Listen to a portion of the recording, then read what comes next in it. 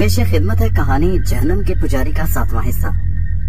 जमशेद ने उस औरत से कहा कि मुझे तुम्हारी हर शर्त मंजूर है, पहले मुझे यहाँ से बाहर निकालो, मेरा जिस्म बहुत जल रहा है। औरत की आवाज आई, एक बार फिर सोच लो, अगर तुमने मेरी शर्त ना पूरी की तो तुम्हारा जो जाम होगा, फिर उससे मैं तुम्हें न बचा सकूंगी। जमशेद की जान पर बनी हुई थी, वो हर कीमत पर इस जहन्नम से निकलना चाहता था। उसने चीख कर कहा, मुझे मंजूर है, खुदा के लिए मुझे यहाँ से निकलने का रास्ता बताओ। पुरस्रार औरत की उसकी आवाज से ज्यादा पुरस्रार हंसी की आवाज सुनाई दी। उसने कहा, मेरी शर्त यह है कि तुम्हें अपने आप को मेरे हवाले करना होगा। जमशेद ने कहा, मुझे मंजूर है। कुदरत जमशेद का इम्तिहान ले रही थी। कुदरत देखना चाहती थी कि जमशेद अपने इत्तेकाद पर कितना साबित कदम है। अगर जमशेद जरा और सब्र करता तो कुदरत की तरफ से खुद बहुत उसकी निजात का जरिया पैदा होने वाला था, मगर जमशेद का इत्तेकाद अभी इतना पुख्ता नहीं हुआ था। उसने घबरा कर पुरस्रार औरत की शर्त तस्लीम कर ली।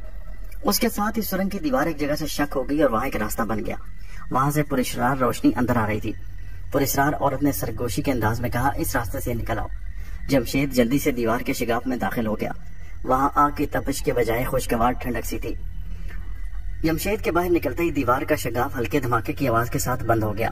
औरत की सरगोशी की फिर आवाज सुनाई दी, चलते आओ। जमशेद धुंधली रोशनी में चलने लगा।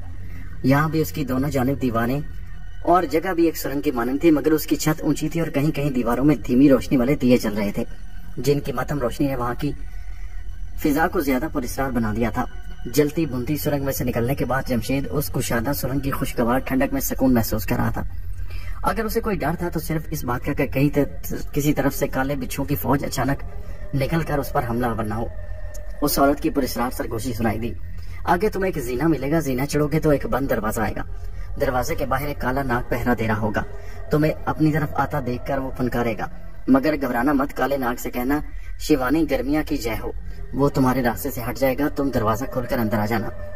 उस वक्त जमशेद को पता चला कि ये किसी हिंदू औरत की बदरू है। अब उसे पछतावा होगा कि उसने उसकी शर्त मानकर बहुत बड़ी गलती की है। फिर उसने सोचा कि कोई बात नहीं, एक बार वहां से निकलने के बाद वो उस औरत से भी रूपोश हो जाएगा। वो नहीं जानता था कि उस बदरू औरत शिवानी के चुंगल से निकलना उसके लिए नामुमकिन हो जाएगा, और उसकी शर्त मानकर उसने अपने आप को एक ऐसे अंधे कुएं में गिरा दिया कि जहां से उसके निकलना उसके बस की बात नहीं। सुरंग में चंद कदम के बाद एक जीना ऊपर को जाता था। वो उसकी सीढ़ियां चढ़ने लगा। ऊपर बंद दरवाजे के पास पहुंचा तो उसे सांप की फनकार सुनाई दी।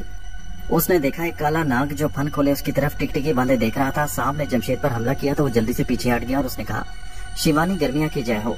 काला नाग फन समेटकर एक तरफ हो गया। उसके जाते ही दरवाजा खुल गया। जमशेद ने झांक कर देखा, ये ऊंची छत वाला छोटा कमरा था। दीवारों पर आमने सामने 2 मशालें जल रही थी। दरमियान में कालीन बिछा हुआ था, जिस पर एक लंबे सुनहरे बालों वाली गोरे रंग की जवान औरत 16 सिंगार किए तकिए का सहारा लिए नींदराज थी। उस औरत ने जमशेद की तरफ देखकर कहा, मेरे पास आकर बैठ जाओ। जमशेद दरवाजे से हटा तो दरवाजे के पट अपने आप बंद हो गए। वो औरत के पास कालीन पर आकर बैठ गया। उस जवान औरत के हुस्न जमाल से जमशेद भी मुतासिर हुए बगैर न रह सका। औरत की नीली आंखें जमशेद को मुसलसल देख रही थी। जमशेद खामोश बैठा था। औरत की आंखों में एक जबरदस्त तिलिस्मी कशिश थी। उसने मुस्कुराते हुए कहा, तुमने मेरी शर्त मानकर अकलबंदी का सबूत दिया है, वरना इस वक्त तुम जिंदा ना होते। उस पुरस्रार औरत के माथे पर हिंदुओं औरतों की तरह सुर्ख तिलक लगा हुआ था। जमशेद ने पूछा, तुमने मुझसे जो शर्त मनवाई उसका मतलब मैं समझ नहीं सका। तुमने कहा था कि मैं अपने आप को तुम्हारे हवाले कर दूं, इससे तुम्हारी क्या मुराद थी? उस औरत ने कहा, मेरा नाम शिवानी है, तुम मुझे मेरे नाम से बुला सकते हो। तुमने अपना आप मेरे हवाले कर दिया, तुम्हें बहुत जल्द मालूम हो जाएगा कि इसका मतलब क्या है। जमशेद ने एक नजर से कमरे का जायजा लिया और शिवानी से पूछा, क्या मैं पूछ सकता हूँ कि तुम कौन हो और ये कौन सी जगह है? शिवानी ने गाँव तकिए पर पहलू बदलते हुए मोहब्बत भरी निगाहों से जमशेद को देखा और उसका हाथ अपने हाथ में लेकर कहा, तुम सवाल बहुत करते हो। क्या तुम्हारे लिए इतना काफी नहीं कि तुम्हें एक जवान और खूबसूरत औरत का साथ मिल गया और तुम मौत के मुंह से जिंदा निकल आए हो? जमशेद ने दिल में सोचा कि अक्लमंदी का तकाजा यही है कि इस औरत से ज्यादा सवाल जवाब ना किए जाएं और इसकी रजामंदी में शामिल होकर इसका दिल जीता जाए और फिर यहाँ से फरार होने की कोशिश की जाए। इतना वो समझ गया था कि ये किसी गुनहगार बुत परस्त औरत की बदरू है जो खूबसूरत औरत का रूप धार कर उसके सामने बैठी है। जमशेद ने अपने चेहरे पर जबरदस्ती मुस्कुराहट लाते हुए कहा, शिवानी जी, मैं तुम्हारा शुक्रिया अदा करता हूँ कि तुम्हारी वजह से मेरी जान बच गई। शिवानी बदरू ने जमशेद के हाथ को दूसरे हाथ से थपथपाते हुए कहा, शुक्रिया अदा करने की क्या जरूरत है? तो अगर तुम मेरी शर्त ना मानते तो मैं तुम्हें छोड़कर जा चुकी होती। शिवानी की बदरू उठ खड़ी हुई। उसने कहा, मेरे साथ आओ। उसने जमशेद का हाथ थाम रखा था। जमशेद चुपचाप उसके साथ चल पड़ा। सामने वाली दीवार में एक तंग दरवाजा जो खुला हुआ था, आगे के जीना नीचे उतरता। नीचे एक तहखाना जिसकी दीवारों पर मशालें जल रही थी। उनकी रोशनी में जमशेद ने देखा कि तहखाना बड़ा था। उसकी दीवारों में ताक थे जिनमें हिंदू देवी देवताओं की मूर्तियां लगी हुई थी। एक ताक में किसी देवी की बड़ी मूर्ति जिसके पांव में लोबान सुलग रहा था। तहखाने की फिजा लोबान की खुशबू से बोझल हो रही थी। उस बड़ी मूर्ति के पास फर्श पर बांस की 2 अर्थियां साथ साथ पड़ी थी। अर्थी बांस की 2 स्ट्रेचर ऐसी चारपाई होती है जिस पर हिंदू अपने मुर्दे को डालकर जलाने के लिए शमशान भूमि ले जाते हैं। अर्थियों के सराने दोनों जानिब से एक एक नौजवान लड़की नीम उड़िया लिबास में खड़ी थी। दोनों के बाल उनके शानों पर बिखरे हुए थे। दोनों के हाथों में 2 कटोरे थे जो खून से भरे हुए थे। मालूम नहीं है खून किसी इंसान का था या किसी जानवर का। दोनों लड़कियां बुत बनी साकित खड़ी थी। शिवानी बदरू हमें जमशेद को लेकर उन लड़कियों के पास आकर बोली, यहाँ से मेरी शर्त की पहली शेरनी मरहला शुरू होता है। तुम अपना आप मेरे हवाले कर चुके हो, तुम वैसा ही करोगे जैसा मैं तुम्हें कहूंगी। अगर तुम जरा सा भी हिचकिचाए या तुमने मेरा हुक्म मानने से इनकार किया तो इसी लम्हे तुम्हें नरक की आग में जलती हुई सुरंग में पहुंचा दिए जाओगे। जमशेद को मौत का खौफ बिल्कुल नहीं था। इस्लाम कबूल करने के बाद उसके दिल से मौत का खौफ निकल चुका था, लेकिन वो भी मरना नहीं चाहता था। वो जिंदा रहकर इस दुनिया में ही अपने गुनाहों का कफारा अदा कर देना चाहता था। मरने के बाद उसकी रूह गुनाहों के बोझ से आजाद होकर अगली दुनिया में जाए। उसने कहा, मैं अपनी शर्त का पाबंद हूँ, लेकिन मुझे करना क्या होगा। शिवानी बदरू ने जमशेद को मुतनब्बे करते हुए कहा, तुम्हें सवाल करने की इजाजत नहीं, तुम बस इतना जान लो तुम मेरे हुक्म के पाबंद हो। जमशेद खामोश हो गया। शिवानी ने सामने रखी अर्थियों की तरफ इशारा करते हुए कहा, एक अर्थी पर लेट जाओ। जमशेद कैसे इनकार करता, वो खामोशी से आगे बढ़ा और एक अर्थी पर सीधा लेट गया। शिवानी बदरू ताक में रखी बड़ी मूर्ति के पास गई। उसके पांव में सुलगते हुए लोबान की तश्तरी उठाई और कुछ मंत्र मुंह में पड़ती हुई दोनों अर्थियों के गिर्द आहिस्ता आहिस्ता चक्कर लगाने लगी। अर्थी पर सीधा लेटा जमशेद शिवानी को अपने गिर्द चक्कर लगाते खामोश निगाहों से देख रहा था। कुछ चक्कर लगाने के बाद शिवानी की बदरू ने लोबान वाली तश्तरी मूर्ति के कदमों में रख दी। फिर दोनों हथेलियां खोलकर लोबान में से उठते हुए धुएं को अपने चेहरे पर मलने लगी। फिर उसने पलटकर अपना चेहरा देवी की मूर्ति की तरफ उठाया और दोनों बाजू फैलाकर बुलंद आवाज में कहा, माता अग्नि मुझे वरदान दे, मुझे वरदान दे, जय हो माता अग्नि की जय हो।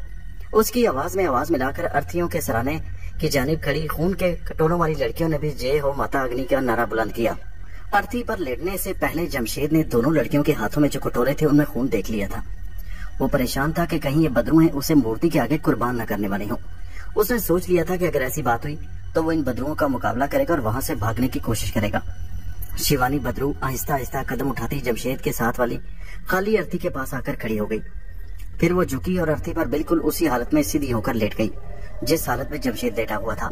उसने लेटते ही जमशेद का हाथ अपने हाथ में लेकर उसे दिल पर रख लिया और पुरस्कार आवाज में किसी मंत्र का जाप करने लगी। जमशेद का बायां हाथ शिवानी बदरू के दिल पर था। उसके ऊपर शिवानी बदरू ने अपना हाथ रखा हुआ था। थोड़ी देर बाद जमशेद को अपना हाथ गर्म होता महसूस हुआ। फिर उसके हाथ की गर्मी भी उसके बदन में सरायत करने लगी। वो जब्त किए हुए अर्थी पर सीधा लेटा रहा। यह गर्मी इतनी नहीं थी कि जिसे वो बर्दाश्त न कर सकता। शिवानी बदरू मंत्र पढ़े जा रही थी। उसकी आवाज बुलंद होने लगी। बुलंद होते होते वो दोबारा मत्तम हो गई। जमशेद के बदन में गर्म लहरें दौड़ने लगी। ये लहर उसके शिवानी के दिल पर रखे हुए हाथ में से निकलती और उसके सारे जिस्म में फैल जाती। उसके बाद जमशेद के जिस्म को हल्के हल्के झटके लगने लगे।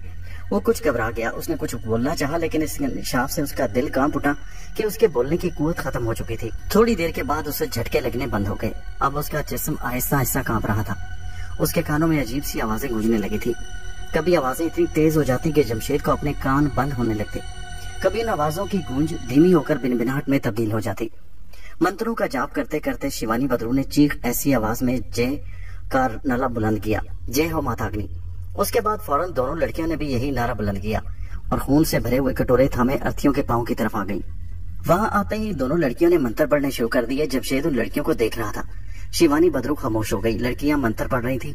फिर उन्होंने मंत्र पढ़ते पढ़ते हाथ कटोरों में डाले और अर्थियों पर खून के छींटे मारने लगी।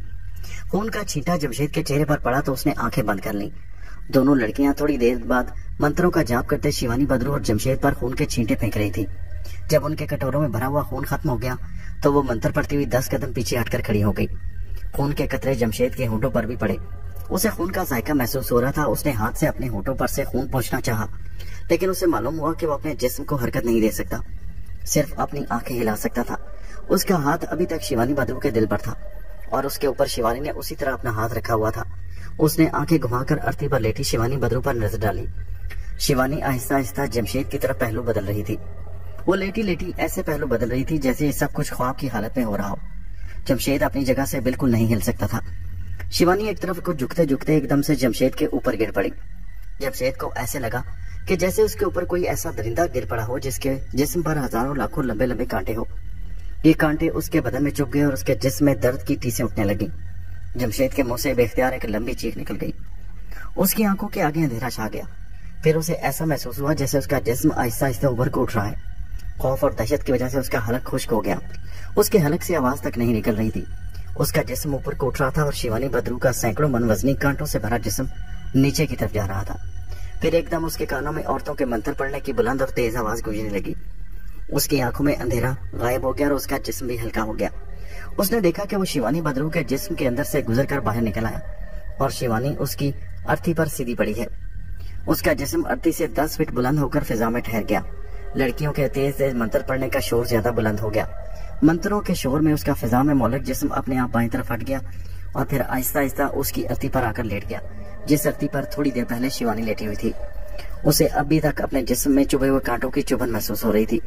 उसने आंखें मोड़कर देखा, शिवानी बद्रू अपनी अर्थी से उठकर उसकी अर्थी के पहलू में आकर खड़ी हो गई थी और उसकी तरफ घूर कर देख रही थी। लड़कियों के मंत्र पढ़ने की आवाजें बंद हो गई थी। जमशेद को अपना जिस्म जकड़ा हुआ महसूस हो रहा था। उसका सांस आहिस्ता आहिस्ता चल रहा था। उसके दिल की धड़कन मध्यम हो गई थी। उसकी आंखें जैसे पथरा गईं। वो अर्थी पर लेटे लेटे पथराई आंखों से शिवानी को देख रहा था। शिवानी बद्रू के चेहरे और जिस्म पर खून के छींटों के बेशुमार धब्बे पड़े हुए थे। उसके चेहरे पर भी खून के छींटों के सुर्ख निशान थे। उसके देखते देखते शिवानी ने अपना एक बाजू पर को उठाया और उसकी खूबसूरत शक्ल बदलना शुरू हो गई। उसका रंग जो गोरा था स्याह हो गया। उसकी नीली आंखें सुर्ख हो गईं और आंखें के हल्के गहरे स्याह गड़े की तरह नजर आने लगे।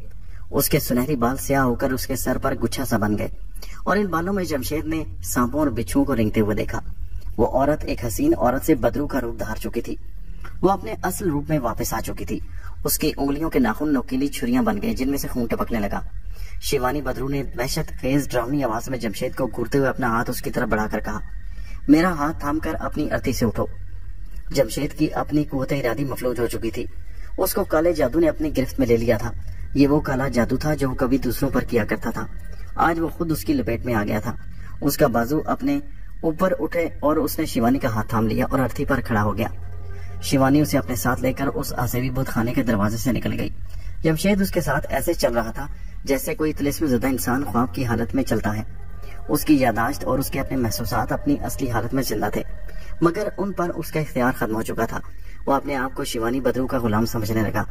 शिवानी बद्रू उसे एक नीम तारीख वीरान से कमरे में ले गई जहाँ दीवार के साथ 8 ताबूत फर्श पर रखे हुए थे। हर एक ताबूत का ढकना उठा हुआ था। शिवानी बद्रू जमशेद को पहले ताबूत के पास ले आई और उसे हुक्म दिया, इस ताबूत के अंदर लेट जाओ। जमशेद उसके हुक्म का गुलाम था। वो ताबूत में लेट गया। शिवानी बद्रू ने कहा, जब तक मैं वापस नहीं आती तुम इसी जगह लेटे रहोगे। उसके बाद वो चली गई। जमशेद की यादाश्त अब धुंधली पड़ गई थी। उसे ये तो याद था कि वो कौन है और इस आसेब कदे में कैसे आया, मगर ये सब कुछ उसे जहन पर बहुत ज्यादा जोर डालने के बाद याद आता।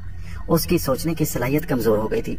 उसके दिलो दिमाग पर एक ही ख्याल गालिब था कि वो शिवानी बद्रू के हुक्म का पाबंद है और उसे वही करना है जो शिवानी उसे कहेगी। वो ताबूत में एक जिंदा लाश की तरह बिल्कुल सीधा लेटा था। आसेब ज़दा और बोसीदा नीम तारीख कमरे की छत के साथ जाले ही जाले लटक रहे थे। उसने एक लम्हे के लिए उठकर कमरे का जायजा लेना चाहा, मगर वो ताबूत में से न उठ सका। ताबूत ने उसे जैसे जकड़ लिया। वो उसी तरह लेटा छत के जालों को देखता रहा। वक्त का एहसास खत्म हो गया था। वक्त जैसे चलते चलते एक जगह रुक सा गया था। जमशेद की वो हिस्स भी साकित हो गई थी जो वक्त के गुजरने को महसूस करती और इंसान को इंतजार की कोफ्त होती है। जमशेद को किसी तरह की कोफ्त महसूस नहीं हो रही थी। उसे ये महसूस हो रहा था कि वो क़यामत तक किसी तरह ताबूत के अंदर लेटा रह सकता है। ये बात उसके इल्म और उसके महसूसात से गायब हो चुकी थी कि उस असीबी इमारत के बाहर रात का 1 बज रहा है और सर्द रात में लोग अपने अपने मकानों में गहरी नींद सो रहे हैं। शहर कौन सा था ये अभी हम आपको नहीं बताएंगे, सिर्फ इतना बता देते हैं कि ये शहर पाकिस्तान के एक दूर दराज इलाके में वाक़या था। ये छोटा सा शहर था और यहाँ हिंदू ब्राह्मणों की भी छोटी सी आबादी थी। इस आबादी में हिंदुओं का एक छोटा सा मंदिर भी था। कल सुबह इस मंदिर के पुजारी की बेटी कमला की शादी होने वाली थी। पुजारी के छोटे से घर में दुल्हन कमला की माता और दूसरी 2-4 औरतें अपने भगवान की मूर्तियां के आगे भजन गा रही थी। दुल्हन कमला छोटे से कमरे में पलंग पर अपनी हिंदू सहेलियों के साथ शर्मो हया से सर झुकाए बैठी थी। सहेलियां उसे छेड़ रही थी और वो शर्मा भी रही थी और जेरे लब मुस्कुरा भी रही थी। वीरान आसेब ज़दा खंडर नमा इमारत के नीम तारीख तहखाने में जमशेद एक सहर ज़दा इंसान की तरह ताबूत में सीधा लेटा छत को टिकटिकी बांधे देख रहा था। इतने में उसके कदमों की आहट सुनाई दी और दूसरे लम्हे शिवानी अपनी डरावनी शक्ल के साथ ताबूत के पास आकर खड़ी हो गई। उसने अपना हाथ बढ़ाया और कहा, ताबूत से निकल आओ। जमशेद शिवानी का हाथ थामकर ताबूत से बाहर आ गया। शिवानी उसे अपने साथ लेकर एक तारीख राहदारी में से गुजरने लगी। जहाँ राहदारी खत्म होती थी वहाँ एक दीवार आ गई। शिवानी ने जमशेद को दीवार के पास खड़ा कर दिया और अपने डरावने स्याह चेहरे पर पड़े हुए खून के धब्बों पर हाथ फेर कर अपना खून आलूद हाथ जमशेद के चेहरे पर फेर दिया। जमशेद को अपने अंदर गर्म लहरें दौड़ती महसूस होने लगी। शिवानी ने जमशेद को अपने कराहत अमेज जिस्म के साथ लगाकर जोर से भेजा तो जमशेद का जिस्म लरजने लगा। उसने आंखें बंद कर ली। उसे ऐसा महसूस हुआ जैसे वो अपने पूरे जिस्म के साथ शिवानी बदरू के जिस्म में दाखिल हो गया है। उसे अपने वजूद का एहसास तक खत्म हो गया। दूसरे लम्हे शिवानी ने उसे अपने आप से अलग कर दिया और बोली, मैंने अपनी असेबी शक्ति तुम्हारे अंदर डाल दी है। तुम मंदिर के पुजारी के घर जाओगे। पुजारी की बेटी कमला कल दुल्हन बनने वाली है। तुम उसे अपने साथ लेकर यहाँ होगे। मैं तुम्हारा इंतजार करूंगी इसी जगह। जमशेद के होंठों से अपने आप एक जुमला निकला। उसे अपनी आवाज भी न पहचानी गई। उसकी आवाज बदल चुकी थी। उसने कहा, मैं कौन सा रूप धार कर उसके पास जाऊंगा? पुजारी के मकान के पास पहुंचकर तुम अपने आप उस रूप में आ जाओगे जिस रूप की तुम्हें उस वक्त जरूरत होगी। मैं तुम्हारी निगरानी करूंगी। शिवानी ने दीवार की जानिब अपने हाथ का इशारा किया। उसके हाथ के इशारे के साथ ही दीवार में एक ताक नमदार हो गया। शिवानी ने जमशेद से कहा, इस ताक में से गुजर जाओ। आगे तुम्हें अपने आप पता चल जाएगा कि तुम्हें कहाँ जाना है। जाओ और मेरे हुक्म का पालन करना। जमशेद एक सहरजदा आदमी की तरह ताक में दाखिल हो गया। बाहर निकला तो उसने देखा कि आसमान पर तारे चमक रहे थे। चारों तरफ अंधेरा ही अंधेरा था। तारों की फीकी रोशनी में उसे जंगली झाड़ियों के दरमियान पतला सा रास्ता दिखाई दिया। वो उस पर चल पड़ा। कहीं कहीं सूखे दरख्त अजीब डरावने अंदाज में झुके हुए थे। कुछ दूर चलने के बाद उसे दूर एक जगह रोशनी झिलमिलाती नजर आई। उसका जहन एक कंप्यूटर की तरह काम कर रहा था। उसे मालूम था कि उसे किस तरफ से होकर जाना है और कहाँ जाना है। वो अपने आप झिलमिलाती रोशनी की तरफ चलने लगा। ये रोशनी पुजारी के मकान की थी, जहाँ कमला, जिसकी दूसरे रोज शादी होने वाली थी, माइयों बैठी थी। उसकी सहेलियां होने वाली दुल्हन से चहने करते थक कर सो गई थी। दुल्हन कमला के माता पिता भी दूसरी कोठरी में सो रहे थे। सिर्फ कमला जाग रही थी। वो चारपाई पर लिहाफ ऊपर किए लेटी थी और अपनी सुहाग रात के तस्वर में गुम थी, जिसे वो एक सुनहरा सपना देख रही हो। ये सपना कल सच होने वाला था। तंग से कमरे की छत से लटका हुआ बिजली का बल्ब रोशन था। पुजारी के मकान के बाहर सर्द रात खामोश थी। कमला की शादी जिस हिंदू लड़के से होने वाली थी वो एक कस्बे के मंदिर के पुजारी का बेटा था। उसका नाम मुरली था। कमला और मुरली दोनों एक दूसरे से मोहब्बत करते थे और एक दूसरे से छुप छुप कर मिला करते। जमशेद के आसेबी कंप्यूटर में ये सारी मालूमात डाल दी गई। वो पुजारी के मकान के अकम में आकर एक तरफ अंधेरे में रुक गया और गौर से उस खिड़की को देखने लगा, जो उस कमरे की खिड़की थी जिसमें कमला चारपाई पर लेटी शादी के हसीन ख्वाब देख रही थी। जमशेद खिड़की के पास आ गया। खिड़की के पास आते उसकी शक्ल बदल गई और वो कमला के होने वाले खामद मुरली के रूप में जाहिर हो गया। मुरली का रूप धारने के बाद उसने बंद खिड़की पर उंगली से आहिस्ता से 2 बार ठक ठक की। चारपाई पर लेटी कमला ने आंखें खोली और धड़कते दिल के साथ बंद खिड़की की तरफ देखा। उसका प्रेमी और होने वाला शौहर मुरली रात को जब भी उससे मिलने आता तो इसी तरह बंद खिड़की पर आहिस्ता आहिस्ता ठक ठक किया करता। कमला हैरान हो रही थी कि इस वक्त मुरली वहां किस लिए आया है। तीसरी बार खिड़की पर दस्तक हुई तो कमला आहिस्ता से लिहाफ के अंदर से निकली और दबे पांव खिड़की के पास आकर उसने बंद खिड़की के पट से मुंह लगाकर धीमी आवाज में पूछा, कौन है? उसे दूसरी तरफ से अपने प्रेमी और होने वाले पति देव की आवाज आई, मैं हूँ मुरली। कमला ने कहा, तुम इस वक्त क्यों आए हो? मुरली की आवाज आई, कमला खिड़की खोलो, मुझे तुमसे एक जरूरी बात करनी है। मुरली ने धड़कते दिल के साथ गर्दन मोड़कर अपनी सहेलियों की तरफ देखा जो फर्श पर बिछी हुई दरी पर कंबल और लिहाफ ओढ़े सो रही थी। फिर उसने आहिस्ता से खिड़की की चटकनी खोलकर खिड़की खोल दी। उसने देखा कि बाहर मुरली खड़ा उसकी तरफ देखकर मुस्कुरा रहा था। कमरे में जो बिजली का बल्ब जल रहा था उसकी रोशनी मुरली के चेहरे पर पड़ रही थी। कमला ने घबराई उस सरगोशी में कहा, मुरली, भगवान के लिए इस वक्त यहाँ से चले जाओ। कल हमारा ब्याह होने वाला है। किसी ने देख लिया तो लोग क्या कहेंगे? मुरली ने कहा, कमला, थोड़ी देर के लिए मेरे पास आ जाओ, मुझे तुमसे बड़ी जरूरी बात करनी है। अब कमला मजबूर हो गई। वो आहिस्ता से खिड़की पर चढ़कर दूसरी तरफ उतर गई और खिड़की को जल्दी से बंद कर दिया। अब मुरली और कमला दोनों अंधेरे में एक दूसरे के सामने खड़े थे। तारों की फीकी रोशनी में वो एक दूसरे को देखा करते थे। मुरली ने कमला का हाथ अपने हाथ में ले लिया। जमशेद मुरली की आंखों से कमला को देख रहा था। उसके सामने तारों की धुंधली धुंधली सी रोशनी में 14-15 साल की एक सांवली सी दुबले पतले नाजुक अंदाम लड़की खड़ी थी, जिसके लिबास में से माइयों के उपटन और चंदन की खुशबू आ रही थी। उस लड़की को कल दुल्हन बनना था और कल रात को अपने महबूब दुल्हा के साथ अपनी जिंदगी की पहली और आखिरी सुहागरात बसर करनी थी। लेकिन उसे खबर नहीं थी कि उसकी सुहागरात का मासूम और सुनहरी सपना हमेशा के लिए चकनाचूर होने वाला है और वो उसके साथ एक ऐसी जगह जा रही है जहाँ से शायद कभी जिंदा वापस ना आ सके। जमशेद अगरचे कमला के प्रेमी मुरली के रूप में था, मगर उसका दिलो दिमाग जमशेद ही का था। मुरली का नहीं। उसके दिल में कहीं बहुत नीचे दबा हुआ रहम का जज्बा एक पल के लिए उभरा और उभरते ही डूब गया। उसने मुरली की आवाज में कहा, कमला, मेरे दिल में ख्वाहिश पैदा हुई कि मैं तुम्हें माइयों पड़े हुए एक नजर देखूं, तुमसे मिलूं, जब तुम्हारे जिस्म से उपटन और चंदन की खुशबू आ रही हो।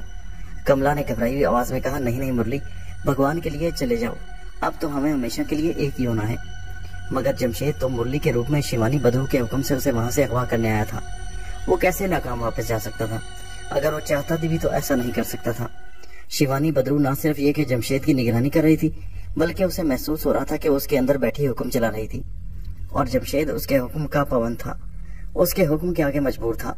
उसका अपना इख्तियार, अपनी कुव्वत इरादी खत्म हो चुकी थी। उसने कमला का हाथ खींचकर उसे जबरदस्ती अपने साथ लगा लिया। उसके साथ लगते ही कमला बेहोश हो गई।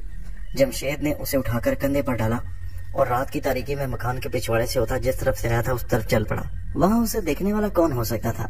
जिस बस्ती में कमला का मकान था वो शहर से बाहर वाक़या थी और रात भी आधी से ज्यादा गुजर चुकी थी।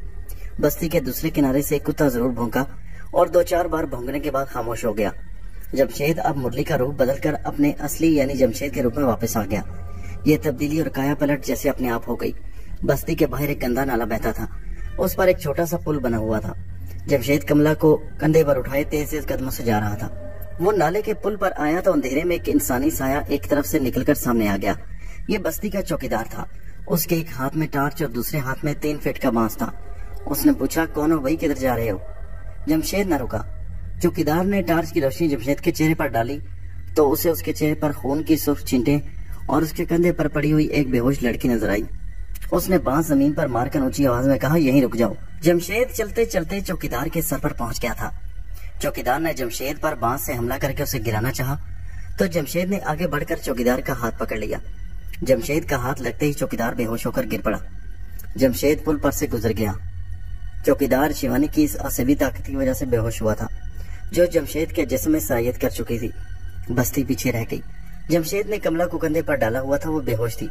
उसके बाजू जमशेद की पुश्त पर लटक रहे थे। वो बेहोश थी। उसके बाजू जमशेद की पुश्त पर लटके हुए थे। जमशेद रात की तारीकी में चलता, सूखे दरख्तों और झाड़ियों में से गुजरता उस खंडर की दीवार के पास पहुंच गया जिसके ताक में से निकलकर वो कमला के मकान की तरफ रवाना हुआ था। दीवार का ताक उसी तरह खुला हुआ था। उसका ख्याल था कि शिवानी ताक से बाहर निकलकर खड़ी होगी, मगर वो ताक के अंदर उसका इंतजार कर रही थी। वो ताक से होता हुआ दीवार की दूसरी जानिब आ गया तो उसके सामने डरावनी शक्ल लिए शिवानी मौजूद थी। उसके स्याह-फाम चेहरे पर खून के धब्बे जमशेद को अंधेरे में भी नजर आ रहे थे। शिवानी ने दीवार के ताक की तरफ उंगली का इशारा किया। ताक गायब हो गया और उसकी जगह दीवार अपनी असली हालत में आ गई। जमशेद ने कमला को कंधे पर डाले हुए कहा, मैं कमला को ले आया हूँ। शिवानी के फटे हुए होंठ फैल गए। शायद वो मुस्कुरा रही थी। मुस्कुराने की कोशिश में उसका चेहरा और ज्यादा डरावना हो गया था। उसने कहा, मेरे पीछे चले आओ। शिवानी की बदरू आके आगे जमशेद मासूम बेगुनाह लड़की कमला को उठाए उसके पीछे पीछे चलने लगा। नीम तारीख और तंग रादारी में से गुजरकर वो दोनों उस नीम तारीख वीरान कमरे में आ गए जहाँ फर्श पर दीवार के साथ 8 ताबूत पड़े थे। जमशेद किसी असीब ज़दा इंसान की तरह कमला को कंधे पर उठाए पहले ताबूत के पास आकर खड़ा हो गया। शिवानी ने दूसरे ताबूत की तरफ इशारा किया और डरावनी आवाज में जमशेद को हुक्म दिया, लड़की को दूसरे ताबूत में लिटा दो।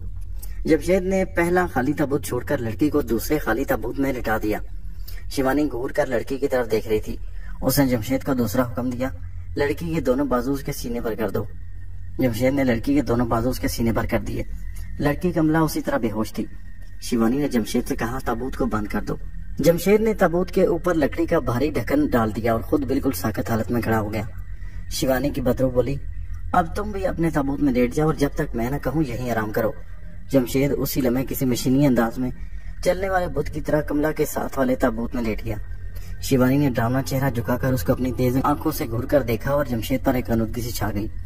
उसके बाद वो ख्वाब और बेदारी की कैफियत में चला गया। उसकी याददाश्त धुंधली पड़ने लगी। अब उसे सिर्फ इतना ही याद था कि उसकी साथ होने वाले ताबूत में एक लड़की बंद है जिसका नाम कमला है, जिसे वो कंधे पर डालकर वहां लाया। कहाँ से लाया था, क्यों लाया था, ये उसे कुछ याद नहीं था। शिवानी ड्रावनी बदरू की शक्ल और सूरत में ताबूतों वाले नीम तारीख कमरे से निकलकर अंधेरी राहदारी में से गुजरती उस कमरे में आ गई जहाँ दीवार के ताक में देवी की बड़ी मूर्ति रखी हुई थी।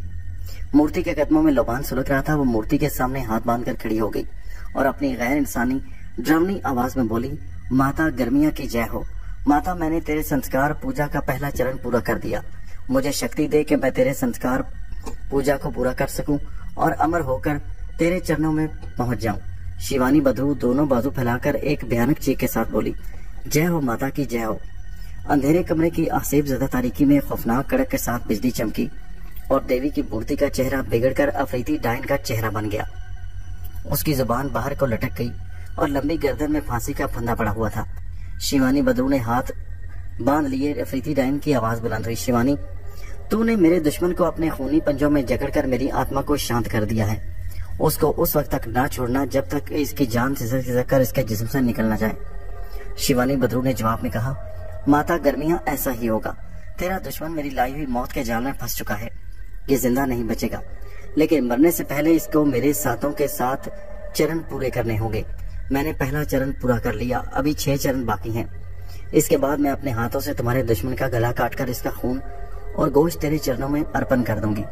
अफरीती डायन की खौफनाक आवाज बुलंद हुई, फिर तू अमर हो जाएगी शिवानी, जन्म जन्म के लिए अमर हो जाएगी और मेरे पास आ जाएगी। उसके बाद ना तुझे मौत छू सकेगी और ना कोई तेरा दूसरा जन्म होगा। शिवानी बद्रू ने बाजू खोल दिए और वहशतनाक अंदाज में एक नारा बुलंद किया, जिससे कमरे के दरो दीवार लरज उठे। अफरीती डायन का चेहरा गायब हो गया और उसकी जगह मूर्ति का चेहरा दोबारा गर्मिया देवी की शक्ल इख्तियार कर गया। शिवानी बद्रू आहिस्ता आहिस्ता चलती हुई बंद दरवाजे में से निकलकर उस पुरस्कार वीरान इमारत की गर्द आलूद पथरीली सीढ़ियां उतरने लगी। जैसे जैसे वो सीढ़ियां उतर रही थी, तारीकी और गहरी होती जा रही थी। आखिरी सीढ़ी पर पहुंचकर शिवानी बद्रू गायब हो गई। ये अंधेरी सीढ़ियां शिवानी के आश्रम को जाती थी, जहां उसके सिवा आज तक किसी को दाखिल होने की जरूरत न हुई थी। सिर्फ सांप और काले बिच्छू ही वहां जाते थे, जिन्हें कभी कभी गुस्से में आकर शिवानी बद्रू खा जाती थी। शिवानी एक शराब बद्रू पाई हुई बद्रू थी, जो सैकड़ों बरस से अपने घिनौने गुनाहों की सजा भुगत रही थी। उसका अगला जन्म एक बिच्छू के रूप में होने वाला था, जिससे बचने के लिए वो इस आसेबी इमारत में माता की मूर्ति के चरणों में उससे मदद मांगने आई। माता मूर्ति ने शिवानी बद्रू से कहा, अगर तू ऐसी 7 ब्राह्मण कुंवारी लड़कियों को जिनकी शादी होने वाली हो लाकर मेरे चरणों में कुर्बान करे, तो मैं तुझे तेरे बिच्छू के जन्म से बचा लूंगी और फिर तुझे अमर कर दूंगी और ना तुझे मौत आएगी और ना तेरा दोबारा कोई जन्म होगा। शिवानी बद्रू ने हाथ बांधकर कहा, माता, ये मेरे लिए कोई मुश्किल काम नहीं। मैं ऐसी ब्राह्मण कुंवारी लड़कियां जिनकी शादी होने वाली हो ढूंढ कर ले आऊंगी और बारी बारी उन्हें तेरे चरणों में कुर्बान कर दूंगी। माता मूर्ति ने उसके जवाब में कहा था, शिवानी, तेरे लिए ऐसा करना नामुमकिन है। पाताल के देवताओं ने तुझे जो श्राप दिया है, उसकी वजह से तू अपना अमर जीवन के मकसद की खातिर इस 4 दीवारी से बाहर नहीं जा सकती। अगर तू इस 4 दीवारी से बाहर इंसानों की दुनिया में कदम रखेगी तो काला बिच्छू बन जाएगी और वहीं से तेरा बिच्छू का कभी ना खत्म होने वाला हजारों लाखों बरस का जन्म शुरू होगा। शिवानी बद्रू ने परेशान होकर पूछा था, माता, मैं सैकड़ों बरस से तेरी सेवा कर रही हूँ, मेरी सहायता कर और मुझे कोई ऐसा गुर बता कि जिससे मैं 7 कुंवारियों को इंसानों की दुनिया से लाकर तेरे चरणों में कुर्बान कर सकूं। माता मूर्ति ने कहा, इस मुश्किल का एक ही हल है। वो क्या माता मूर्ति?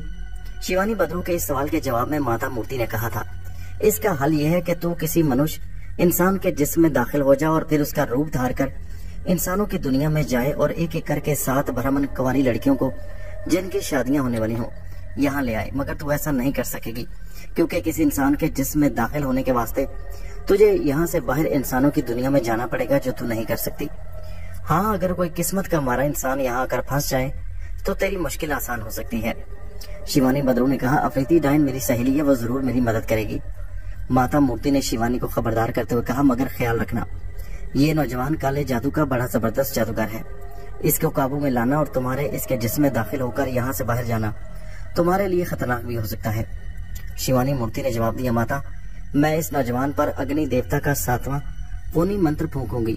यह मंत्र तीनों आकाश के बड़े से बड़े जादूगर को कब्जे में कर सकता है। उसका वार कभी खाली नहीं जाता।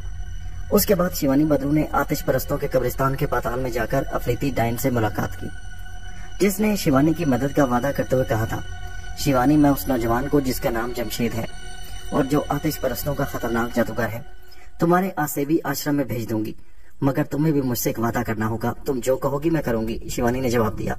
अफरीती डायन ने कहा, अपना मतलब पूरा हो जाने के बाद तुम्हें उस नौजवान को हलाक करना होगा। फिक्र न करो, शिवानी ने कहा, जब मेरा काम निकल जाएगा तो मैं खुद उस नौजवान का गला घोंटकर उसका खून पी जाऊंगी। उसके बाद शिवानी बद्रू ने आसेबी वीरान इमारत में जमशेद जादूगर का इंतजार करना शुरू कर दिया। अफरीती डायन ने अपने आसेबी साय को हुक्म दे दिया था कि जैसे भी हो जादूगर आमिल जमशेद को शिवानी बद्रू के आसेबी आश्रम में पहुंचा दिया जाए।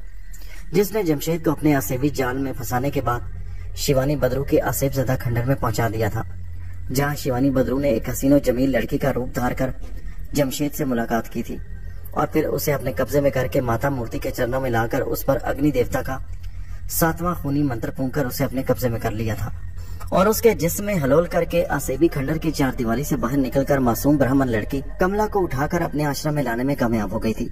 ये उसका पहला शिकार था। अभी उसे 6 ब्राह्मण कुंवारी लड़कियों को आसेबी आश्रम में लाना था और फिर उन्हें एक एक करके माता मूर्ति के आगे कुर्बान करके हमेशा का जीवन हासिल करना और बिच्छू के जन्म से छुटकारा पाना था। अब उसे जमशेद को किसी दूसरी ब्राह्मण कुंवारी लड़की को उठाकर लाने के लिए भेजना था।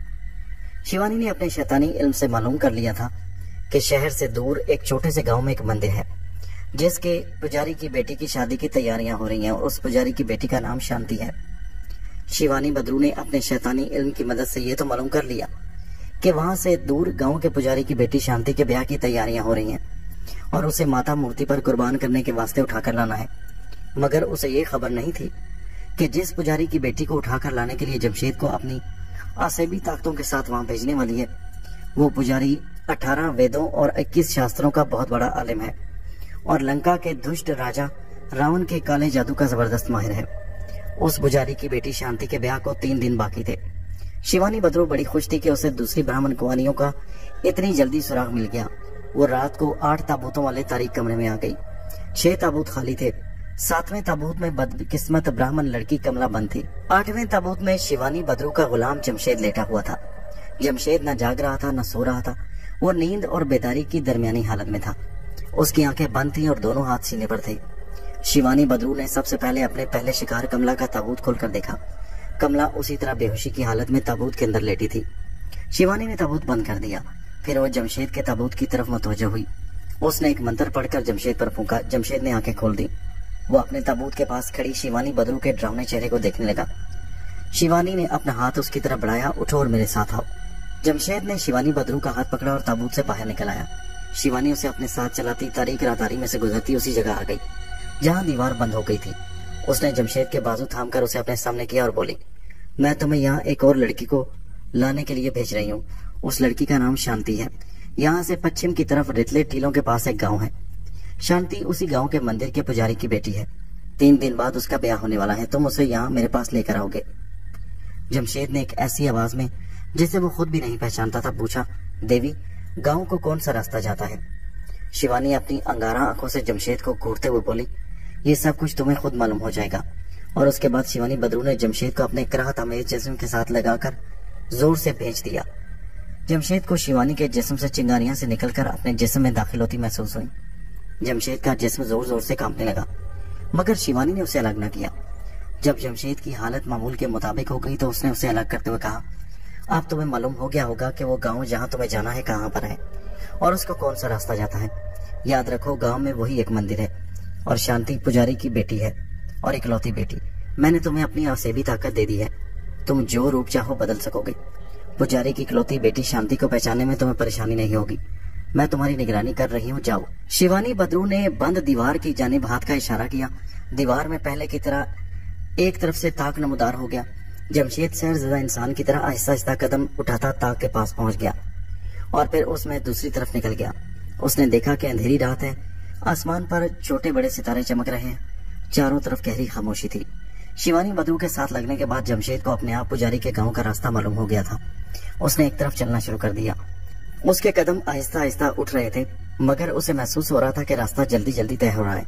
ये बात उसकी समझ से बाहर थी कि ऐसा किस तरह मुमकिन है। अगर वो 6 कदम उठाता तो रास्ता 50 कदम का तय हो जाता। एक तो जमशेद का दिलो दिमाग शिवानी बद्रू के कब्जे में था, दूसरा उसके सोचने समझने की सलाहियत बहुत मध्यम पड़ चुकी थी। काफी देर चलता रहा और बहुत लंबा फासला उसने तय कर लिया। वो एक वीराने में से गुजर रहा था जहाँ जमीन पर कहीं कहीं खुश्क झाड़ियां उगी हुई थी और पत्थर बिखरे हुए थे। उसे दूर रात के अंधेरे में टीले से दिखाई देने लगे। शिवानी की असेबी ताकत जमशेद को अपनी रहनुमाई में चला रही थी और वो बेखुदी के आलम में चला जा रहा था। वो टीलों के पास पहुंच गया।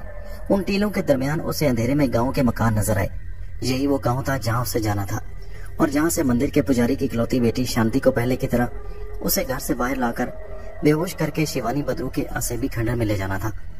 उस गांव के मंदिर में पुजारी की बेटी शांति की एक खास रस्म अदा की जा रही थी, जो शादी से 3 दिन पहले आधी रात को भगवान हनुमान की मूर्ति के आगे आग जलाकर अदा की जाती थी। ये उस इलाके के ब्राह्मण पुजारियों की खास रस्म होती है। गांव का ये मंदिर बड़ा मुख्तसर सा था और सिर्फ एक ड्योढ़ी और एक कोठरी पर मुश्तमिल था। कोठरी में दीवार के साथ ऊंचे स्थान पर भगवान हनुमान की मूर्ति रखी हुई थी। उसके आगे मिट्टी की परात में आग रोशन थी। लोबान सुलग रहा था। पुजारी की बेटी शांति मूर्ति के आगे हाथ जोड़े सर झुकाकर बैठी थी। उसकी माता और एक रिश्तेदार औरत शांति के दाएं बाएं बैठी थी। शांति का पुजारी बाप हाथ में कांसे की थाली लिए हनुमान की मूर्ति के पास खड़ा आरती उतार रहा था। कांसे की थाली में फूल पड़े थे और एक दिया जल रहा था। आरती उतारते हुए पुजारी के साथ साथ कोई भजन भी गा रहा था। जमशेद शिवानी बदरू के आसेबी तिलस्म के जेरे असर आहिस्ता आहिस्ता चलता मंदिर के दरवाजे के करीब आकर रुक गया। मंदिर की कोठरी में से भजन गाने की आवाजें आ रही थी। शिवानी बदरू खुद जमशेद के साथ नहीं थी, मगर उसकी आसेबी ताकत जमशेद के जिस्म में मौजूद थी। उसके ख्यालात और सोचने की सलाहियत शिवानी के आसेब के कब्जे में थी।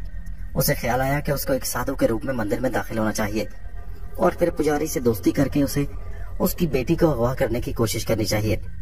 इस ख्याल के साथ ही अपने आप जमशेद की शक्ल बदल गई। उसका लिबास भी बदल गया।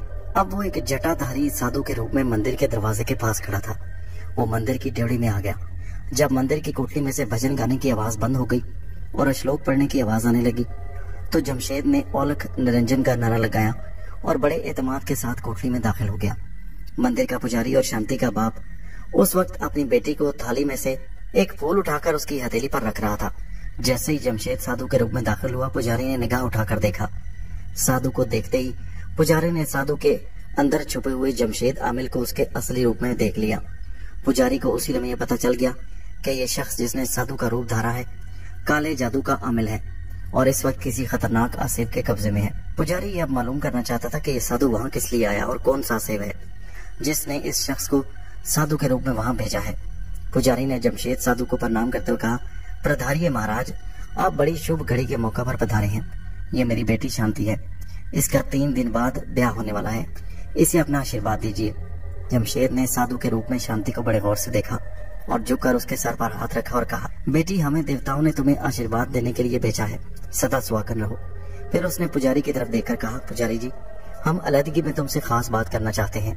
पुजारी ने हाथ बांधकर कहा, मेरा मकान साथ ही है, मेरे साथ आइए। पुजारी का छोटा सा मकान मंदिर के साथ ही था। वो उसे अपने मकान में ले आया और खाली कोठरी में जमशेद साधु को चारपाई पर बैठने के लिए कहा। जमशेद साधु चारपाई पर हरिओम हरिओम कहता हुआ बैठ गया।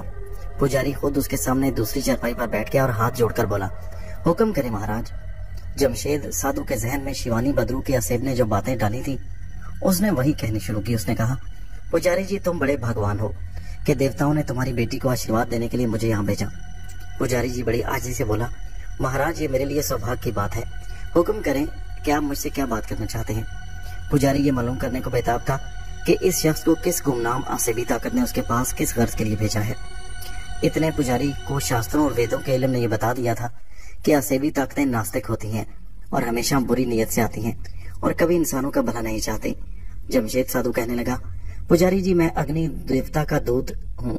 अग्नि देवता ने कहा है कि तुम्हारी बेटी सुहागन बनने के 7 दिन बाद विधवा हो जाएगी, परंतु अग्नि देवता ने तुम्हारी पूजा पाठ से बड़े खुश हैं और तुम्हारी बेटी को विधवा होने से बचाना चाहते हैं। पुजारी बोला, महाराज, मेरी बेटी को विधवा होने से बचा लीजिए।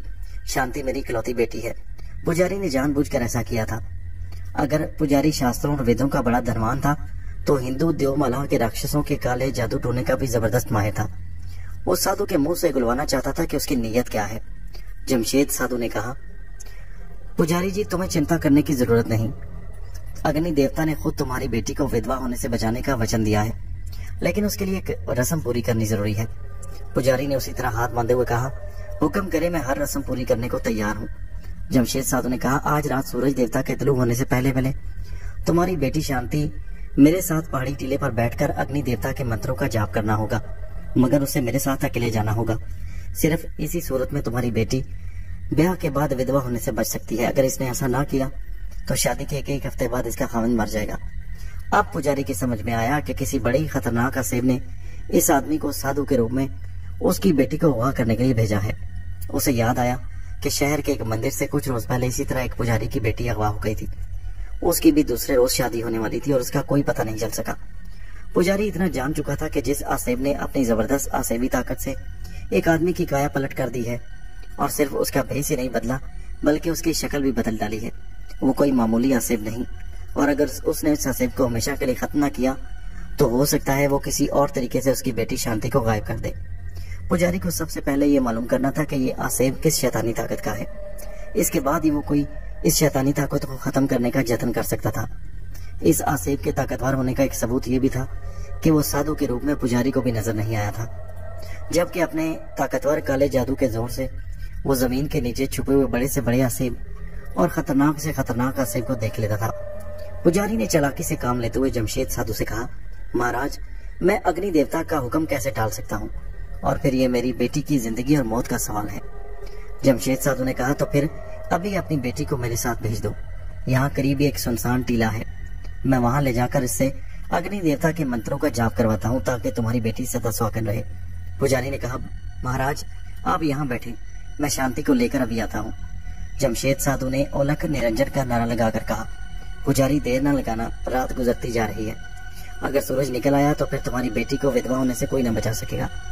पुजारी बड़े अदब से बोला, महाराज मैं हरगिज देर नहीं लगाऊंगा, अभी शांति को लेकर आता हूँ। पुजारी चला गया। जमशेद साधु चारपाई पर साकत होकर बैठा रहा। उसके दिल में न कोई खुशी का जज्बा था, न कोई अफसोस का। उसे सिर्फ एक ही ख्याल था कि शिवानी बद्रू के हुक्म से जो मकसद लेकर आया हूँ वो पूरा करना है। शिवानी बद्रू अपने आसेबी वीरान खंडर की दीवार के ताक के पास खड़ी जमशेद की वापसी का इंतजार कर रही थी। वो खुद उस वीरान खंडर की चार दीवारी से निकलकर जमशेद के साथ नहीं जा सकती थी। देवताओं की बद्दुआ के असर से उस चार दीवारी से बाहर निकलना उसके लिए मुमकिन नहीं था। वो निकलते ही बिच्छू बन जाती और बिच्छू के जन्म में उसका लाखों साल का अग्नि चक्र शुरू हो जाता। उसने एहतियात के तौर पर जमशेद को कह दिया था कि मैं तुम्हारी निगरानी कर रही हूँ। अलबत्ता शिवानी बद्रू ने जमशेद के जिस्म में अपनी बेपनाह आसेबी ताकत जरूर दाखिल कर दी थी, जो उसके खून में शामिल होकर उसे अपने कब्जे में लेकर उससे अपनी मर्जी के मुताबिक काम करवा रही थी। पुजारी की बेटी उस वक्त मंदिर में अपने माताजी और दूसरे रिश्तेदार औरतों के साथ बैठी भगवान हनुमान की पूजा कर रही थी। पुजारी मंदिर की तरफ जाने के बजाय अपने मकान की पिछली कोठरी में आ गया और उसने चारपाई के नीचे से टीन का एक बक्स खोलकर उसमें से काले जादू की एक पस्तक निकाली। पस्तक पर गर्द जमी हुई थी। पुजारी ने साल से कभी इस पस्तक को हाथ नहीं लगाया था। ये अग्नि काल व्रत के हजारों बरस कदीम और खतरनाक काले जादू के मंत्रों की पस्तक थी। कभी उसे इस पस्तक के मंत्र ज़बानी याद होते थे, लेकिन अपनी साध संगत और पूजा पाठ की जिंदगी शुरू करने के बाद पुजारी ने काले जादू की यह पस्तक बक्स में बंद कर दी। पस्तक की गर्द झाड़कर पुजारी ने उसको खोला और लालटेन की धीमी रोशनी में उसकी वर्क गर्दानी शुरू कर दी। वो जानता था कि कौन सा मंत्र कहाँ लिखा हुआ है और कौन सा मंत्र किस मकसद के लिए पढ़ा जाता है। बहुत जल्द उसने वो वर्क निकाल लिया जिस पर वो खास मंत्र संस्कृत जबान में लिखा हुआ था, जिसकी पुजारी को तलाश थी। ये मंत्र ऐसा था कि इसके 100 मरतबा पढ़ने से किसी भी काले जादूगर के अंदर छुपे हुए आसेब को एक ही नजर में देख लेने और उसे अपने कब्जे में कर लेने की शक्ति पैदा हो जाती थी। उसके लिए आदमी के काले जादू के माहिर होने की शर्त लाजमी थी, और इस वक्त सारे इलाके में शांति के बाप यानी पुजारी से ज्यादा काले जादू का कोई भी माहिर नहीं था। पुजारी ने उसी वक्त अपने दिल में उस शक्ति मंत्र का जाप शुरू कर दिया।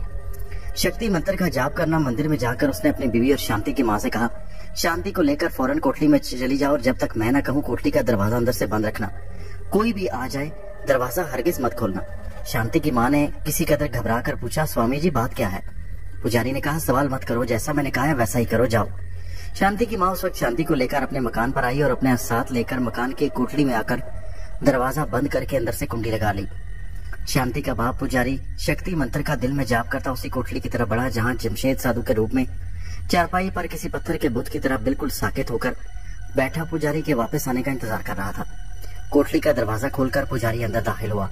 उसने शक्ति मंत्रों का जाप पूरा कर लिया था और उसके अंदर वो खुफिया ताकत आ चुकी थी, जिसकी मदद से वो पत्थर की तहों में छुपी हुई आसेबी शक्लों को भी बआसानी देख सकता था और उन्हें अपने कब्जे में कर सकता था। जमशेद साधु ने पुजारी को अपनी बेटी के बगैर आते देखा तो बुलंद आवाज में पूछा, बेटी शांति को अपने साथ क्यों नहीं लाए? कोठरी में लालटेन रोशन थी। पुजारी ने अंदर आते ही जमशेद साधु पर निगाह डाली तो उसके अंदर आसेबी कूद के रूप में छुपी हुई शिवानी बद्रू नजर आ गई। पुजारी के इल्म में था कि अगर अकाल वर्त के हिसाब से इस मंत्र को उल्टा करके 7 बार पढ़कर फूंका जाए तो आसेबी ताकत कब्जे में आ जाती है। पुजारी इन मंत्रों का माहिर था। वो ये कहता हुआ बड़े आराम से जमशेद साधु के सामने वाली चारपाई पर बैठ गया और बोला, बेटी शांति आ रही है महाराज। इस दौरान पुजारी ने दिल ही दिल में अकाल वर्त के हिसाब से मंत्रों की उल्टी गिनती पूरी कर ली। जमशेद साधु को कुछ घबराहट सी महसूस हुई। वो चारपाई से उठने लगा तो पुजारी ने उस पर मंत्र फूंक दिया और उसका हाथ पकड़कर पूछा, तुम जो कोई भी हो अपनी असली शक्ल में मेरे सामने आ जाओ। जमशेद साधु का सारा बदन जोर से कपकपाया और वो अपनी असली यानी आमिल जमशेद की शक्ल में जाहिर हो गया। पुजारी ने कहा, यहाँ तुम्हें किसने भेजा है? जमशेद अपने अंदर बेहद कमजोरी महसूस कर रहा था। उसे ऐसा लग रहा था जैसे किसी ने उसकी सारी ताकत सलब कर ली हो। उसका हलक खुश्क हो गया था। पुजारी बोला, मैं जानता हूँ तुम खुद कोई आसेब नहीं, तुम किसी आसेब के कार्यकर्ता हो। मुझे ये भी मालूम हो चुका है कि तुम जिस आसेबी ताकत के कब्जे में थे उसने तुम्हें यहाँ मेरी बेटी शांति को उठाने के लिए भेजा था। मैं ये भी जान गया हूँ कि तुम किसी जमाने में काले जादू के माहिर थे और जादू टूना किया करते थे। मुझे सिर्फ उस आसेब के बारे में बता दो कि वो कौन है जिसने तुम्हें शांति को कब्जे में करके अगवा करने के लिए भेजा था। जमशेद अब अपनी असली इंसानी हालत में आ चुका था। वो ये भी जान गया था कि ये पुजारी बहुत बड़ी शक्ति का मालिक है, जिसने शिवानी बदरू जैसी बहुत बड़ी शक्ति वाली बदरू को ताकत को अपने कब्जे में कर लिया है। जमशेद खुद उस बदरू शिवानी से पीछा छुड़ाना चाहता था। उसने पुजारी से कहा, मुझे जिस आसेबी ताकत ने रूप बदल कर मेरा यहाँ भेजा है उसका नाम शिवानी बदरू है। वो कहाँ रहती है? पुजारी ने पूछा। जमशेद ने कहा, मुझे सिर्फ इतना मालूम है कि वो एक आसेब ज़्यादा खंडर है जो यहाँ से दूर एक वीरान जंगल में है। शिवानी बदरू उसी जगह रहती है। पुजारी ने कहा, वो खुद यहाँ क्यों नहीं आई? अगर ये बदरू तुम्हारा रूप बदल कर तुम्हें यहाँ भेज सकती थी तो खुद भी आ सकती थी। उसके पास तो बहुत बड़ी शक्ति थी। जमशेद ने कहा, ये मुझे मालूम नहीं, उसने मुझे अपने कब्जे में कर रखा था। मैं उसके हुक्म का पाबंद था, वो मुझे जैसे कहती मैं वैसे ही करता। पुजारी बोला, ये मैं भी जानता हूँ कि इसमें तुम्हारा कोई कसूर, कोई दोष, कोई इख्तियार नहीं था, लेकिन तुम तो खुद काले जादू के माहिर हो। तुम कैसे उस बदरू के कब्जे में आ गए? जमशेद ने सच बोलते हुए कहा, मैं काले इल्म का आमिल जरूर था, लेकिन मैंने आतिश परस्तों का मजहब छोड़कर इस्लाम कबूल कर लिया और उसके बाद काले जादू से तौबा कर ली थी। और फिर शिवानी बदरू की बेपनाह आसेबी ताकत के आगे मेरा कोई भी जादू नहीं चल सकता था। पुजारी ने जमशेद को घूर कर देखा और कहने लगा, अच्छा तो तुम मुसलमान हो? खुदा का शुक्र है कि मैं मुसलमान हूँ, जमशेद ने जवाब दिया। पुजारी बोला, लेकिन मैंने तो सुना है कि मुसलमान पर किसी बदरू के आसेब का असर नहीं होता, फिर तुम पर कैसे हो गया? जमशेद ने कहा, अगर मुसलमान भी कोई गुनाह करे तो उसे इसकी सजा जरूर मिलती है। मुझे भी मेरे गुनाहों की सजा मिल रही है। अगर मैं नेक अमल करूं तो मेरी सजा कम हो सकती है, लेकिन शिवानी के बदरू ने मुझे अपने आसेब में जकड़कर मेरे अच्छे अमल करने के सारे रास्ते बंद कर दिए थे। मैंने उसके कहने पर शहर के पुजारी की बेटी कमला को अगवा करके बहुत बड़ा गुनाह किया। खुदा का शुक्र है कि मैं तुम्हारी बेटी को अगवा करने के गुनाह से बच गया। पुजारी बोला, मुझे पहले से यकीन था कि शहर वाले मंदिर के पुजारी की बेटी कमला को भी उसी बदरू ने उठाया है। क्या कमला जिंदा है या शिवानी ने उसे किसी देवी देवता पर कुर्बान कर दिया? जमशेद बोला, कमला अभी जिंदा है और शिवानी के आसेबी आश्रम में एक ताबूत के अंदर बेहोश पड़ी है। पुजारी ने कहा, कुदरत ने तुम्हारे लिए एक नेक अमल करके अपने गुनाहों की सजा कम करने का मौका पैदा कर दिया है। अगर तुम कमला को शिवानी बदरू के आसेबी आश्रम से निकाल कर किसी तरह उसके बाप के पास पहुंचा दो तो हो सकता है भगवान तुम्हारे इस नेक अमल के बदले में तुम्हारे गुनाह माफ कर दे। जमशेद सोच में पड़ गया और कहने लगा, मैं उस बेगुनाह मासूम लड़की को उसके माँ बाप के पास पहुंचाना चाहता हूँ, लेकिन शिवानी की बदरू के आसेबी आश्रम से कमला को निकाल लाना इतना आसान काम नहीं, खास तौर पर ऐसी हालत में जबकि मेरे पास शिवानी के आसेबी तिलिस्म को तोड़ने के लिए कोई जादू नहीं। पुजारी ने कहा, ये जादू मैं तुम्हें दूंगा। जमशेद ने कहा, शिवानी बड़ी शक्ति वाली और खतरनाक रूह है, तुम्हारा जादू उस पर असर नहीं करेगा। पुजारी बोला, मैंने तुम्हारे सामने उसके तिलिस्म को अपने जादू से शिकस्त दी है और उसकी आसेबी ताकत जो तुम्हारे अंदर थी खत्म करके तुम्हें तुम्हारे असली शक्ल सूरत में ले आया हूँ। अगर मैं ऐसा कर सकता हूँ तो शिवानी के आसेबी तिलिस्म को भी तोड़ सकता हूँ। जमशेद बोला, अगर ये बात है तो मैं बेगुनाह मासूम लड़की कमला को शिवानी की कैद से निकाल कर लाने के लिए तैयार हूँ। मुझे तुमसे यही उम्मीद थी। पुजारी ने कहा, तुमने एक बहादुर मुसलमान होने का सबूत दिया है। जमशेद ने कहा, एक बात का खतरा है। किस बात का? पुजारी ने पूछा। जमशेद ने कहा, आसेबी आश्रम से निकलते वक्त शिवानी की बदरू ने मुझे कहा था कि मैं तुम्हारे साथ रहूंगी और तुम्हारी निगरानी कर रही होंगी। हो सकता है कि उसने हमारी बातें सुन ली हो और वो होशियार हो जाए और कमला को वहाँ से निकाल कर किसी दूसरी जगह छुपा दे। पुजारी बोला, मुझे मालूम हो चुका है कि शिवानी एक शराब पाई हुई बदरू है। वो किसी हालत में भी अपने आसेबी आश्रम की चारदीवारी से बाहर नहीं जा सकती। ये बात उसने तुम्हें डराने के लिए कही थी, तुम इसकी फिक्र न करो। जमशेद ने कहा, लेकिन फिर भी मुझे देर नहीं करनी चाहिए। शिवानी मेरा इंतजार कर रही है, मैं ना गया तो कमला की जान खतरे में पड़ सकती है। पुजारी ने कहा, ये मैं भी जानता हूँ, तुम्हें देर करने की जरूरत ही नहीं। जमशेद बोला, मुझे जल्दी से वो जादू बता दो जिसके फूंकने से शिवानी की आसेबी ताकत को शिकस्त दी जा सकती है। पुजारी ने कहा, मेरे साथ साथ वाली कोठरी में आओ। जमशेद पुजारी के साथ मकान की दूसरी कोठरी में आ गया। ये कोठरी बहुत छोटी थी, इसकी दीवार में हनुमान की मूर्ति लगी थी, उसके आगे दिया जल रहा था। पुजारी ने जमशेद को अपने पास मूर्ति के करीब बिठा लिया और बोला, जादू बताने के बजाय मैं तुम पर एक मंत्र पढ़कर फूंकूंगा। ये अश्वानी देवी का खास मंत्र है जो पाताल की देवी देवताओं की महारानी जादूगरनी है। उसके असर से तुम पर शिवानी बदरू के किसी आसेबी मंत्र का असर नहीं होगा। जमशेद ने खदशे का इजहार करते हुए कहा, अगर शिवानी को पता चल गया कि मुझ पर अश्वानी देवी का मंत्र फूंका गया है तो हो सकता है वो कमला को अपने साथ लेकर वहां से गायब हो जाए। पुजारी बोला, शिवानी बद्रू की इतनी ताकत, इतनी शक्ति नहीं कि वो अश्वानी देवी के मंत्र का सुराग लगा सके। तुम बेफिक्र हो, लेकिन उसके सामने जाकर तुम यही जाहिर करोगे कि तुम अभी तक शिवानी बद्रू के असेबी चक्कर में हो। जमशेद ने पूछा, लेकिन जब वो शांति के बारे में पूछेगी कि मैं उसे उठाकर नहीं लाया तो मैं क्या जवाब दूंगा? पुजारी बोला, तुम यही कह देना कि पुजारी के घर के इर्द गिर्द किसी ने जबरदस्त तिलिस्म किया हुआ था, जिसकी वजह से तुम पुजारी के घर में दाखिल नहीं हो सके।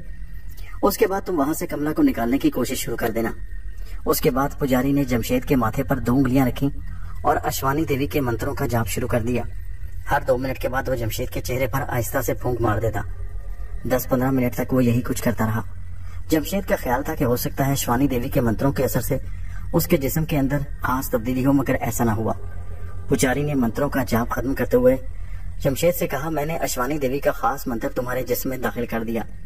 अब तुम्हारे अंदर वो शक्ति पैदा हो गई कि उसका मुकाबला बड़े से बड़ा जादूगर का मंत्र भी नहीं कर सकता। तुम एक नेक मकसद लेकर इस मुहिम पर जा रहे हो। अश्वानी देवी खुद तुम्हारी मदद करेगी। अब तुम जाओ और कमला को लेकर मेरे मकान पर ही आना और कहीं मत जाना। मैं उस मासूम बच्ची को खुद उसके बाप के पास पहुंचा दूंगा। जमशेद पुजारी से इजाजत लेकर वापस चल पड़ा। रात का पिछला पहर शुरू हो चुका था। आसमान पर सितारों की चमक मान पड़ने लगी थी। जमशेद को साफ महसूस हो रहा था कि उस पर बद्रू शिवानी के असेबी तिलिस्म का असर बाकी नहीं रहा। वो पूरी तरह सेहतमंदी के साथ होशो-हवास में था। अश्वानी देवी के मंत्रों की वजह से वो अपने अंदर एक नई ताकत महसूस कर रहा था। वो जल्दी से जल्दी शिवानी बद्रू के आश्रम में पहुंचना चाहता था। उसे मालूम था कि वो उसका शिद्दत से इंतजार कर रही होगी। जमशेद ने दौड़ना शुरू कर दिया। रास्ता उसे मालूम था। उसने महसूस किया कि एक तो उसकी रफ्तार तेज हो गई, दूसरे उसको दौड़ने से ना तो थकावट हो रही, ना उसका सांस फूल रहा था। ये अश्वानी देवी के मंत्रों का असर ही हो सकता था। वो बहुत जल्द रात के अंधेरे में शिवानी बद्रू के असेबी ठिकाने पर पहुंच गया। रात की तारीकी में उसे दूर से असेबी खंडर की दीवार नजर आ गई। जब वो दीवार के पास आया तो दीवार की दूसरी जानिब खड़ी शिवानी बद्रू को फौरन उसके आने का पता चल गया। उसने दीवार की तरफ अपनी उंगली का इशारा किया। दीवार एक जगह से शक हो गई और वहां ताक नमदार हो गया। जमशेद ताक में से अंतर आ गया। वो इस तरह जाहिर कर रहा था जैसे शिवानी बद्रू की असेबी ताकत के असर में हो। वो बिल्कुल सीधा खड़ा हो गया। शिवानी बद्रू ने जब उसे खाली हाथ देखा तो गजबनाक होकर बोली, तुम पुजारी की बेटी को लेकर क्यों नहीं आए? जमशेद ने पहले जैसी आवाज निकाल कर कहा, पुजारी के मकान के चारों तरफ किसी ने जबरदस्त तिलिस्मी धारा खींच रखा है। मैंने बार बार उसमें से गुजरने की कोशिश की, मगर हर बार मुझे जबरदस्त झटका लगा और मैं पीछे गिर पड़ा। शिवानी बद्रू के चौड़े मकरूर नथनों से फनकारों की आवाजें निकलने लगी। उसने चीख कर कहा, उस पुजारी की ये हिम्मत कि मेरे मंत्रों का मुकाबला करे। तुम अपने ताबूत में जाकर लेट जाओ। कल आधी रात को मैं तुम्हें खास मंत्र बताकर भेजूंगी। उसके असर से तुम पुजारी के तिलिस्मी दायरे में से गुजर सकोगे। ये हुक्म पाकर जमशेद एक जिंदा मुजस्मे की तरह राहदारी में चल पड़ा। वहां से वो ताबूतों वाले कमरे में आ गया और अपने खाली ताबूत में चुपचाप लेट गया। उसका ताबूत ऊपर से खुला था। कमला का ताबूत बंद था। सामने कुछ फासले पर दीवार में एक मशल जल रही थी। वो सोचने लगा कि अब उसे क्या करना चाहिए। वो कमला के ताबूत को खोलते हुए डर रहा था। ताबूत को खोलकर ही वो उस बेगुनाह मासूम ब्राह्मण लड़की को वहां से निकाल कर ले जा सकता था। उसे खदशा था कि जैसे ही उसने कमला को ताबूत में से निकालने की कोशिश की, शिवानी की बद्रू को फौरन पता चल जाएगा और उसी वक्त वहां जाहिर होकर कमला के साथ जमशेद को भी हिला कर डालेगी। वो उसी उलझन में ताबूत के अंदर सीधा पड़ा था कि उसके कान में ऐसी आवाजें सुनाई दी जैसे तेज आंधी चलने लगी हो। वो डर गया कि शिवानी बद्रू को उसके मंसूबे का इल्म हो गया है और वो अब उसे जिंदा नहीं छोड़ेगी। वो खौफजदा हालत में उसी तरह ताबूत में लेटा रहा। तेज आंधी का शोर एकदम से गायब हो गया। अब उसके कानों में सनसनाहट की आवाजें उभरने लगी। फिर उसे एक औरत की धीमी आवाज सुनाई दी, उठो और हमारे पुजारी की बेटी कमला का ताबूत खोलो। दोस्तों, ये कहानी जारी है। इसका अगला हिस्सा नेक्स्ट वीडियो में मुलाहिजा कीजिए।